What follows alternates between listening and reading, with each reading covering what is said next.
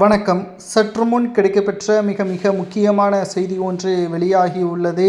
மே 5ஆம் தேதி ஆளுநர் மாளிகையில் ஸ்டாலின் ராஜினாமா கடிதத்தை வழங்குவார் என்ற தகவல் வெளியாகியுள்ளது. நிச்சயம் வரலாற்றில் இதுவரைக்கும் 2வது முறை ஸ்டாலின் முதல்வராக பொறுப்பேற்றது கிடையாது. இந்த முறையும் அது நடப்பதற்கு வாய்ப்பே இல்லை என்ற தகவலும் வெளியாகியுள்ளது. நண்பர்களே, இந்த வீடியோ பிடிச்சிருந்தா ஒரே ஒரு லைக் மற்றும் சப்ஸ்கிரைப் பண்ணிருங்க. 2026 அரசியல் களம் முற்றிலுமாக மாறிவிட்டது. தேர்தலில் 85% தமிழக அரசியலில் வரலாற்று பதிவு நிகழ்ந்துள்ளதை தொடர்ந்து உதயநிதி துபாய்க்கும் லண்டனுக்கும் சுற்றுப்பயணம் மேற்கொண்டுள்ளார். ஸ்டாலின் கொடைக்கானலூருக்கு சுற்றுப்பயணம் மேற்கொண்டுள்ளார். தமிழகத்தில் மக்கள் ஒட்டுமொத்தமாக இன்னமும் பிரச்சனைகளுக்குள்ளாகிதான் இருக்கிறார்கள். கொடைக்கானலூரில் சுற்றுப்பயணம் மேற்கொண்டுள்ள ஸ்டாலின் அவர்களிடம் பலரும் சமூக வலைதளங்களில் கேள்விகள் ஒன்றை கேட்டுள்ளார்கள். தனி விமானத்தின் மூலம் கொடைக்கானலூர் போவதற்கு பணம் எங்கிருந்து வந்தது? உங்களிடம்தான் கையிருப்பில் வெறும் 10,000 தானே இருந்தது. எப்படி உங்களால் செலவு செய்ய முடியும்? குடும்பத்தினர்களை அழைத்து கொண்டு எப்படி செலவு செய்ய முடியும்? யாரை ஏமாற்ற பார்க்கிறீர்கள் ஸ்டாலின் என்று பலரும் சமூக வலைதளங்களில் பதிவுகளையும் மேற்கொண்டு வருகிறார்கள்.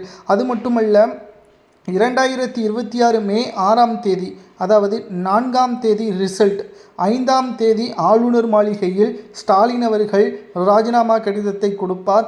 6ஆம் தேதி தமிழ்நாட்டில் எடப்பாடி முதல்வராக பொறுப்பேற்பார் என்ற தகவலும் கிடைக்கப்பெற்றுள்ளது.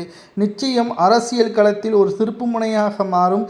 எதிர்க்கட்சி அந்தஸ்தை கூட திமுக இழப்பதற்கான ஒரு சூழல் உருவாகும். எங்கு பார்த்தாலும் பணப்பட்டுவாடாதான்.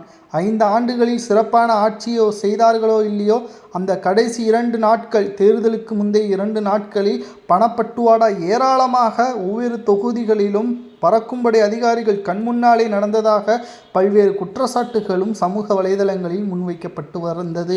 மேலும் இந்த தேர்தல் நிச்சயமாக திமுகவிற்கு எதிராகத்தான் மக்கள் ஓட்டுக்களை செலுத்தியுள்ளனர். இதில் மிகப்பெரிய ஒரு தவறு ஸ்டாலின் என்ன செய்தார் தெரியுமா?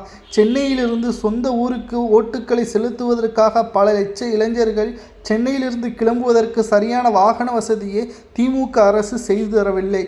இதனால் ஒட்டுமொத்தமாக சுமார் 1.5 லட்சத்திற்கு மேற்பட்ட இளைஞர்கள் வாக்குகளை செலுத்த முடியவில்லை என்ற பதிவுகளையும் நம்மால் பார்க்க முடிகிறது.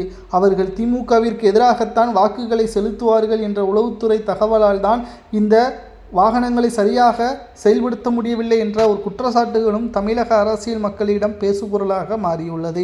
2வது முறை திமுக ஆட்சி அமைக்கலாமா அல்லது மே 5ஆம் தேதி ராஜினாமா கடிதத்தை வழங்கலாமா மக்கள் கூறுவது போல என்ற வாயிலாக இதை பற்றி உறுதி செய்யுங்கள். நன்றி, வணக்கம்.